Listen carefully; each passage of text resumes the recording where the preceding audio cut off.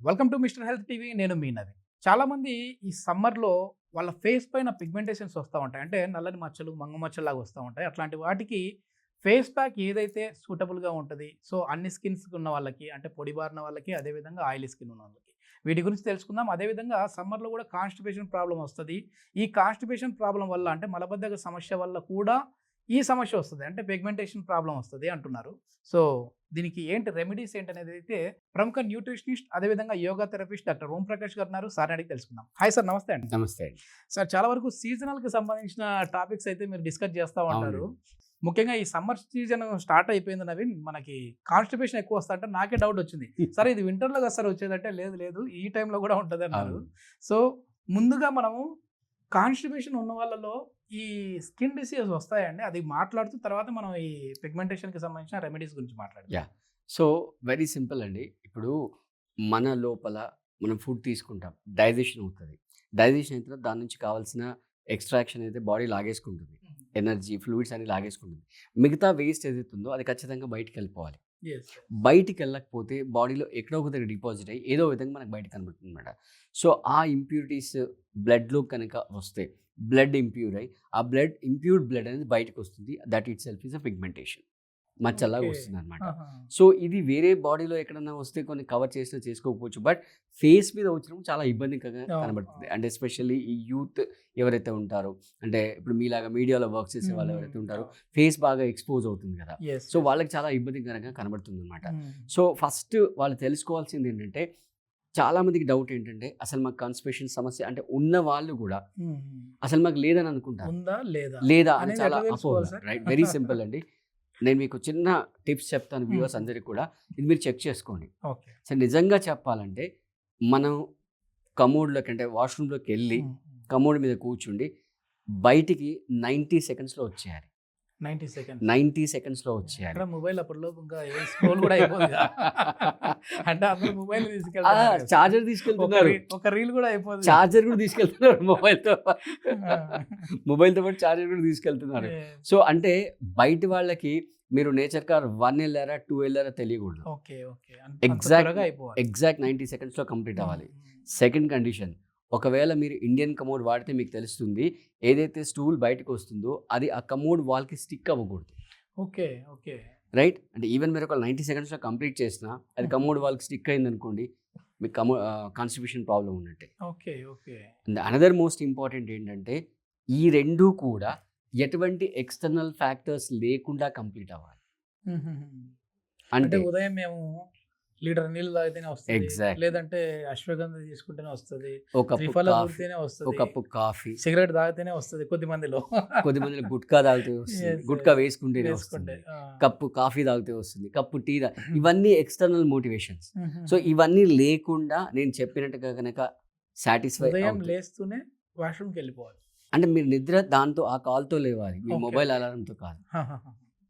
మీకు ఓకే. అక్కడ మైండ్‌లో వచ్చే కాల్‌తో మీరు నిద్ర లేవాలి. ఓకే. అప్పుడు మనకు కాన్‌స్టిపేషన్ ప్రాబ్లమ్ ఏమీ లేనట్టు. లేనట్టు ఓకే. ఈ 90 సెకండ్స్‌లో కంప్లీట్ అవుతూ కమోడ్ వాల్‌కి గనుక స్టిక్ అవ్వకుండా ఉంటే హ్మ్. మీకసలు ఏ ప్రాబ్లమ్ ఒకవేళ లేదండి. ఈ ప్రాబ్లమ్ ఉన్న వాళ్ళలో వాళ్ళ ఫేస్ తెలిసిపోతదా సార్? అంటే 100% తెలిసిపోద్ది. ఓకే. 100% తెలిసిపోద్ది. ఆహా! ఏం లేదండి వాళ్ళు చిరాకుగా ఉంటారు. మీరేదైనా మాట్లాడారు, మీరు వాళ్ళతో హ్మ్. ఏదైనా పని చేశారనుకోండి, మీ మీద అరిచేస్తూ ఉంటారు. కోపం వచ్చేసేస్తది. కోపం వచ్చేది ఓకే. అరిచేస్తారు. ఈజీగా తెలిసిపోతుంది. ఆహా! అంటే నిద్ర లేకపోయినా, కాన్‌స్టిపేషన్ క్లియర్ అయితే కాకపోయినా కోప్పడంటే అరే! కాన్‌స్టిపేషన్ ఉంది అనుకోవాలి మనం. 100% ఆ! 100% అనమాట. ఓకే. సో, దీనికి అంటే బెస్ట్ రెమెడీ ఏంటంటే సింపుల్‌గా పొద్దున్న లేవగానే ఒక హాఫ్ లీటర్ వాటర్ హ్మ్. లుక్ వార్మ్ చేసేసుకొని, ఓకే. లైట్‌గా సాల్ట్ ఏసేసుకొని, మలాసన్‌లో కూర్చొని, హుహు. మలాసన్‌లో కూర్చొని రైట్ తాగేసేయాలి నీళ్ళు. హ్మ్. నెమ్మదిగా తాగేసేయాలి. ఓకే. తాగేసి ఒక 100 స్టెప్స్ హ్మ్. మీ ఇంట్లోనే మరి ఇవన్నీ చేస్తేనే వస్తుందన్నప్పుడు ఇంక మరి ప్రాబ్లమ్ ఉన్నట్టే కదా సార్ అది. అదే కదా మరి. అంటే ఆ ప్రాబ్లమ్‌కి సొల్యూషన్ చెప్తున్నారా? సొల్యూషన్ చెప్తున్నా. ఇట్లా మళ్ళీ అంటే ఇది చేస్తేనే వస్తుంది అనేదా? లేదంటే ఇది కొన్ని రోజులు చేస్తే సరిపోతుంది. నెక్స్ట్ నార్మల్ అయిపోతుందనా? అంటే ఇది చేస్తూ వాళ్ళ డైట్ గనుక సెట్ చేసుకుంటే నార్మల్ అయిపోతుంది. ఓకే. ఓకే. ఓకే.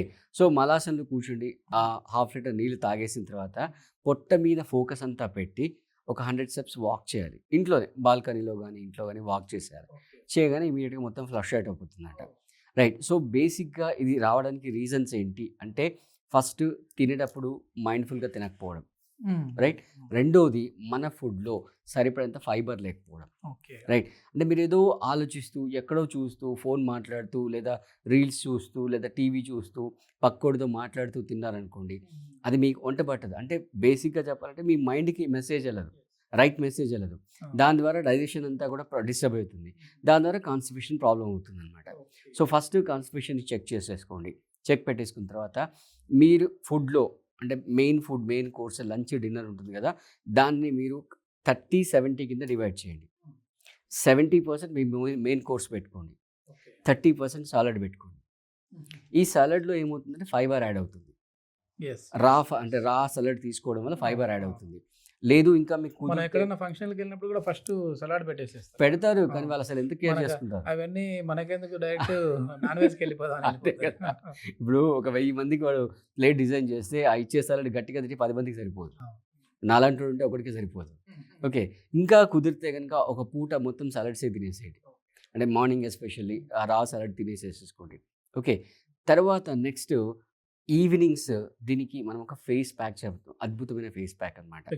పిగ్మెంటేషన్ తగ్గడానికి. తగ్గడానికి. ఓకే. సో, మామూలుగా మనము నారింజ ఉంది గదా! ఫ్రూట్ తిని తొక్క పారేస్తుంటాం. అదే దానిమ్మ ఉంది. రైట్. ఫ్రూట్ తిని తొక్క అంటే ఆ సీడ్స్ తినేసి తొక్క పారేస్తుంటాం. ఆ 2 తొక్కల్ని తీసుకొని ఎండబెట్టి, పొడి చేసేసుకొని, దాంట్లో కొంచెం శనగపిండి కలిపేసేసేసి రైట్. లైట్‌గా వాటర్ కలిపేసి పేస్ట్ లాగా చేసి రాత్రి పడుకునేటప్పుడు అంటే ఫస్ట్ ఫేస్ అంతా నీట్‌గా వాష్ చేసేసుకోవాలి. వాష్ చేసేసుకున్న తర్వాత ఈ పేస్ట్ లాగా చేసి మొత్తం అప్లై చేసేసి ఒక హాఫ్ అన్ అవర్ రిలాక్స్‌గా వదిలేసి మామూలుగా కడిగేసి పడుకున్నాం మీరు అనుకోండి. ఇన్ని చెప్పారంటే ఆ తొక్కలను కూడా అమ్మేసేస్తారు. అమ్ముతున్నారేమో ఇప్పుడు కూడా. ఆ పౌడర్ అమ్ముతారు కదా సార్ ఇది? ఆ! ఆ! 100% ఓకే. చాలా మంది ఓకే. ఇంటర్నేషనల్ బ్రాండ్స్ ఉన్నాయి దానికి. Yes. Yes. Yes. Yes. International brands. తొక్కకు కూడా ఇంత ఉంది అనుకుంటారు సార్.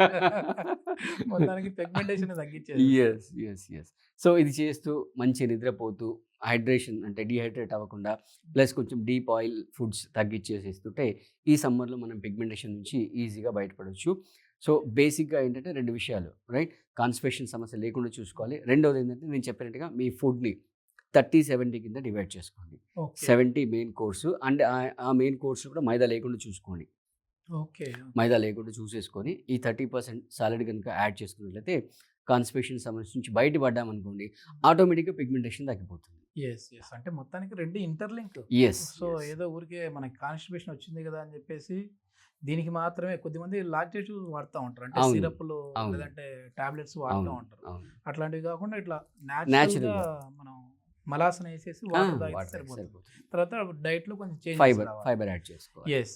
ఇది మొత్తం మీద ఎవరైనా ఈ సమ్మర్‌లో కాన్‌స్టిపేషన్ ప్రాబ్లమ్ అంటే మలబద్ధక సమస్యతో బాధపడే వాళ్ళు ఉన్నారు అని అంటే, ఒక్కసారి ఓంప్రకాష్ గారు చెప్పిన ఈ టిప్‌ని అయితే ఫాలో అవ్వండి. అదేవిధంగా నెక్స్ట్ ఇంకా ఎట్లాంటి హోమ్ రెమెడీస్, ఎట్లాంటి టిప్స్, ఎట్లాంటి హెల్త్ టిప్స్ కావాలి అనేది అయితే కామెంట్ రూపంలో తెలియజేయండి. సార్‌ని అడిగి తెలుసుకుందాం. Thank you sir. Thank you.